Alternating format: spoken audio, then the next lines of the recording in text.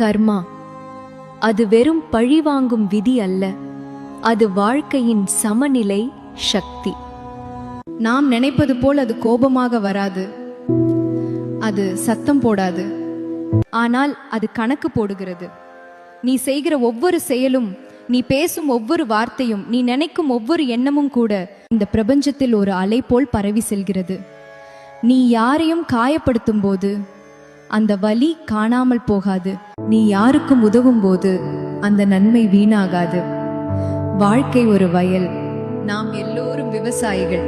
நாம் விதைப்பது வார்த்தைகளால், நடவடிக்கைகளால், நினைவுகளால். நல்லதை விதைத்தால் நிம்மதி மரமாக வளரும். கெட்டதை விதைத்தால் அதே நிழலில் நாமே ஒரு நாள் நிற்க வேண்டி வரும். கர்மா அவசரப்படாது, அது உடனே பதில் தராது, அது எச்சரிக்கை கொடுக்காது, அது அமைதியாக காத்திருக்கும். நேரம் சரியான போது ஒரு துளி கூட குறையாமல் விளைவை துல்லியமாக திருப்பி தரும். நீ மறந்தாலும் கர்மா மறக்காது, நீ தவிர்த்தாலும் அது தவறாது. நல்லது செய்வது பயத்தால் இருக்கக்கூடாது. கர்மா திருப்பி அடிக்கும்ன்ற பயம் காரணமாக அல்ல, அது உன் குணமாக இருக்க வேண்டும். யாரும் பார்க்காத இடத்திலும் நேர்மையை காக்கும் மனிதன்தான் உண்மையில் வலிமையானவன். உன் மனசாட்சி, அதுவே உன் முதல் நீதிமன்றம். அங்கே நீ தோற்றால் வெளியில் வென்றாலும் பயனில்லை.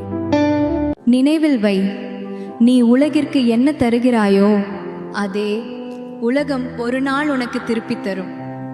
இது மந்திரம் இல்லை, இது விதி இல்லை, இது வாழ்க்கையின் சமநிலை. ஏனெனில் கர்மா தாமதிக்கலாம், ஆனால் ஒருபோதும் தவறாது.